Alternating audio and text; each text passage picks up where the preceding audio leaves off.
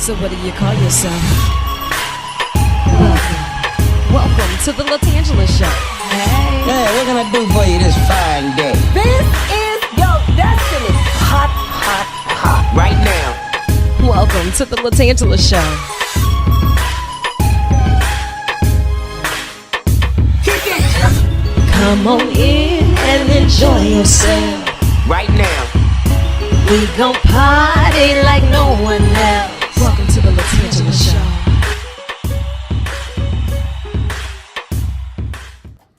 Show. Good morning, sunshine. My mic sounds nice. What about yours? Hello? Hello? Hello, hello. How are you? You want to start this off by singing your favorite song?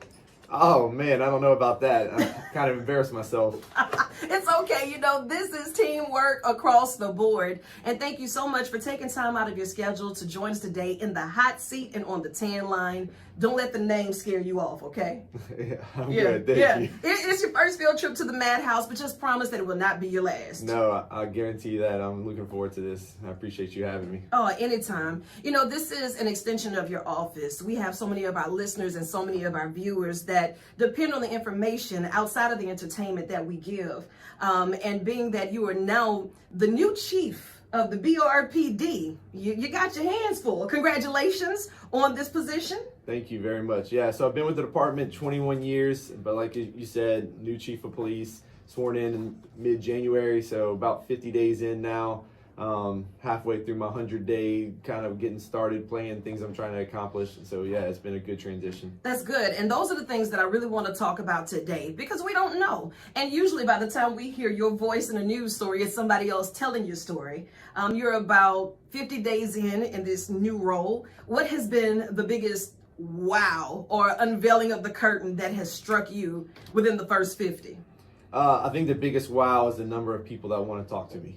Yeah. So, it became pretty popular just overnight. A lot of meetings, a lot of going out places, which is good though, because number one thing on my 100-day plan, which I rolled out, it's on our website if you want to look at it. I'm kind of proud of it. But the number one thing on there was gathering information. Okay. So going out to all the community events I can go to, all the walks, all the town halls, talking to as many groups and people that I can talk to get that information is big things for me. Yeah, and then that's important because you have to build that rapport where you've been in this field for 21 years. I mean, it's never a dull moment. Here in Baton Rouge, we have our challenges, but if you don't have the trust of those that you serve, it's going to be a lot harder for you to get to the answers that you really need. Yeah, exactly, and that's what I need. Hey, how can we get back to that trust? How can we bridge some gaps with the community? Because we need everybody's help. We need everybody sitting at the table so we can accomplish this same goal of making Baton Rouge a better and safer place. Absolutely. And as you rolled out your plan, what does that look like? Do we see any major changes coming within the department itself? So what you're going to see is right now is me, like I said, just getting information. I know that where I'm sitting at the top spot as chief of police, the decisions I make not only affect internally my officers and other employees. I have 900 or so employees for the Baton Rouge Police Department when we're looking at civilians and everything.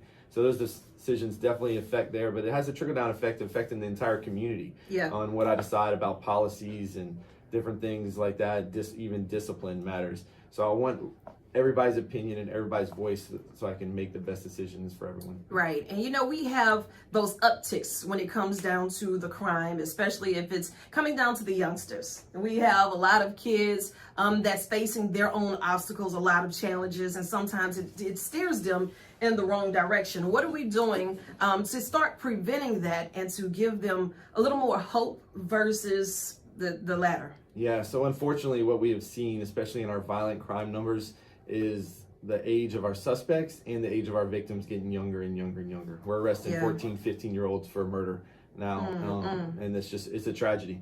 Wow. And so on the police side, we're doing our part. In the month of February, where we made 250 felony arrests, took 109 guns off the street. Of those 250 felony arrests, I think like 70-something were juveniles, or there was another 70-something that were juvenile arrests that we had to make. So we're doing our part, 15,000 calls for service answering. But everywhere I go, I say that getting out of the violent crime and just this pattern is not something we can just arrest or police our way out of. we need all the community help we can get. We need those people that can be out in the schools and reach the kids at a younger age. We've been partnering with some organizations. I got to go to speak to like 500 kids at school function last week. Good. And community policing has got 55 events just in the month of March that they're going out into the community. Absolutely. Different things like PAL, our police athletic league, just playing basketball with kids at night. Now, are you any good at basketball? Will you be out there playing along too? I'm asking now. I can ball a little bit. Okay, you know, okay. a little bit. I'll probably stay on the outside a little more. Get you to coach a little bit. Yeah. Okay, good. But, and it's good to see that, you're taking the interest of the kids as well, because then they see you outside of the badge. They see you outside of the uniform. They see you outside of, hey man, if he's coming, there's nothing but trouble. And that's generally what it is, And so it's a lot that has to change when we start building those relationships, and kids know what's real, and they'll be the first ones to let us know, right? Exactly. Usually when a police officer and somebody in the community are talking, it's because something's wrong. Someone's having a bad day, right? You just got pulled over. You had to call because there was a domestic disturbance at the house, or your vehicle got broken into. Someone's having a bad day. Nobody picks up the phone and says, hey, everything was doing really good right now. You mind coming over and having a plate of barbecue? Just doesn't happen. That doesn't happen. So anytime that we can get police in the community in the same room, looking at each other when on normal circumstances, through all these events that we host and that we're partnering with other people to participate in, so we can break down some of those barriers and some of those stereotypes. Absolutely. And it's good to hear that you're doing all of these different events, and so many community stakeholders, they're hosting these events and want to know how can they reach out. Go BRPD.com, GEAUX BRPD.com. They can get all the details, see some of the plans that you're rolling out, join some of these field trips that's going to set the tone, and even invite us out, because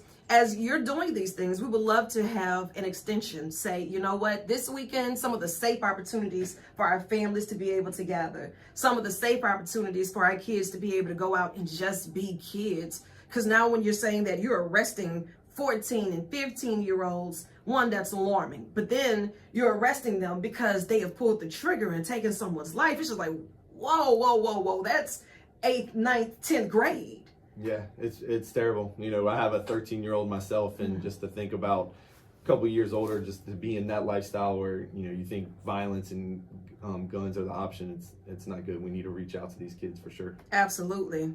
And I know that you all have been doing a great job at getting the word out. And we want these standing appointments so we can just stay in touch. And if anyone ever have any questions, any things that they would like to address, to at least have that platform to where they can send it in and have you take the time to really give them some of the solutions. Because we can talk about the issues and the problems all day, but what are we doing for those solutions, right? Yeah, for sure. And when you start talking about recruitment as well, what does that look like under your leadership for this department? Yeah, so recruitment, before I became chief, I was in training for 7 years, and the last part of that was commander over training services, which put me in charge of the training academy, the firearms range, and recruiting.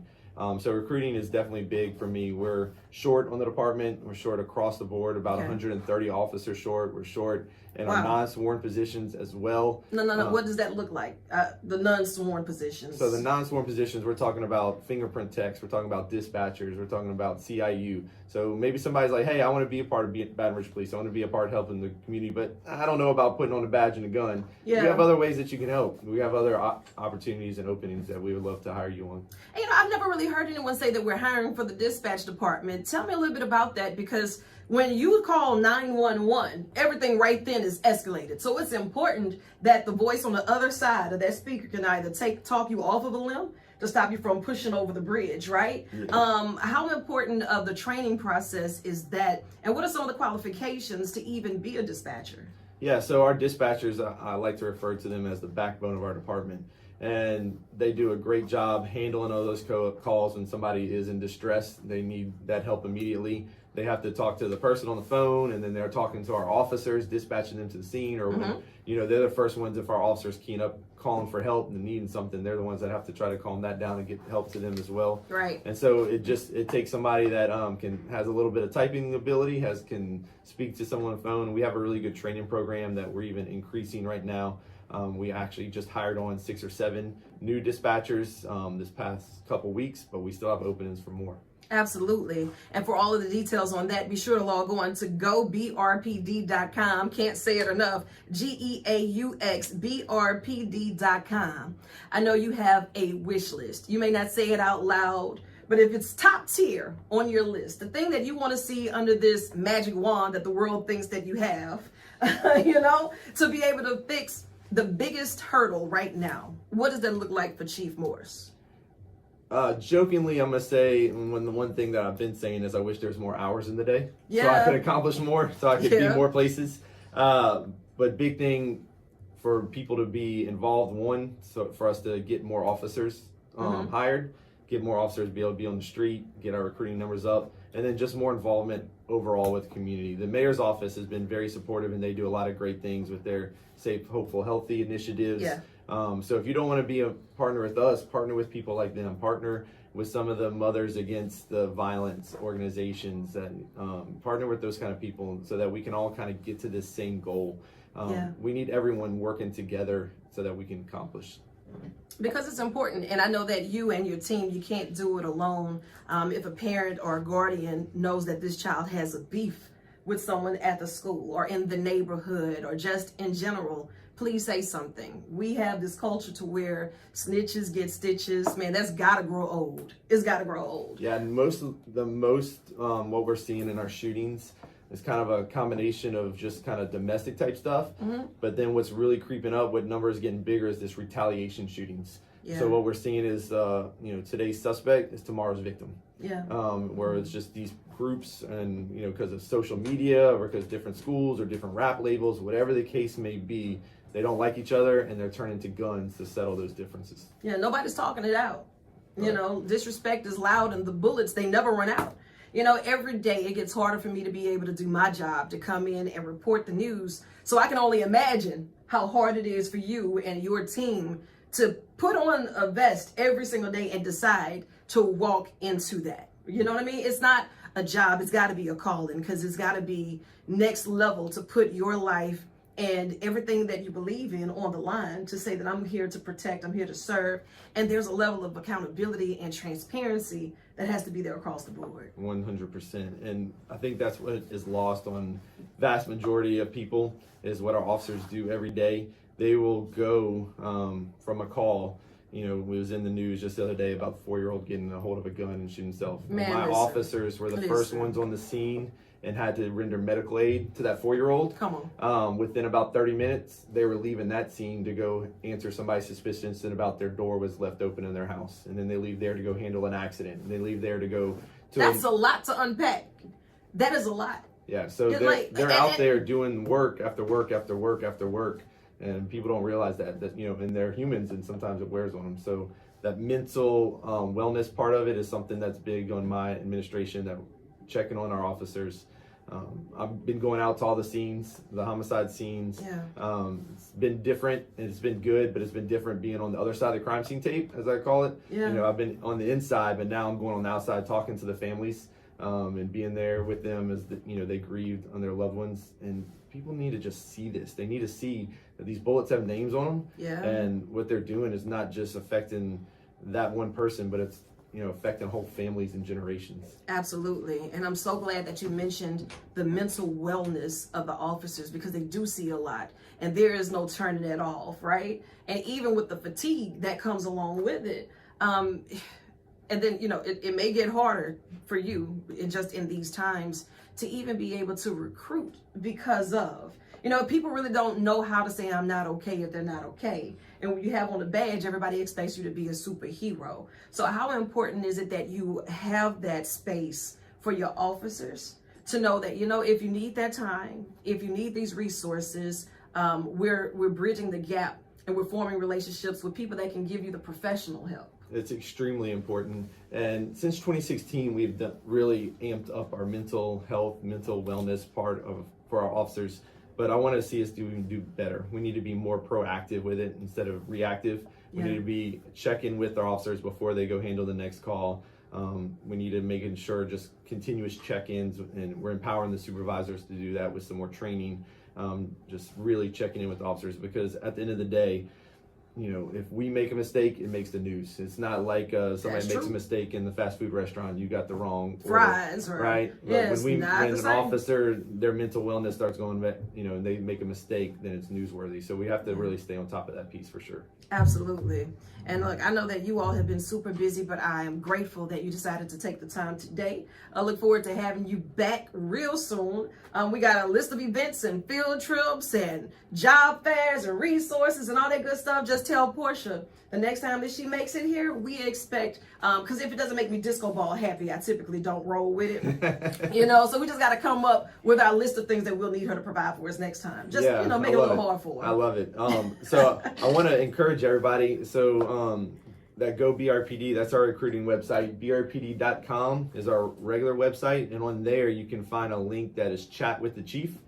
Very easy form to fill out. You get 15 minutes one-on-one with me. Come sit down in my office and tell me what's going on. Tell me what is plaguing you, your community. What can we do better as the Baton Rouge Police Department? I really love the interactions and stuff.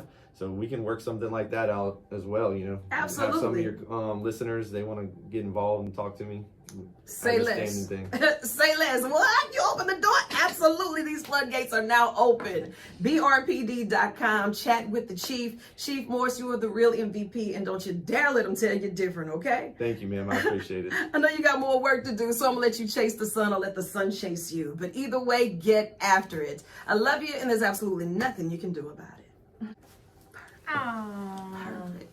I like that little outline.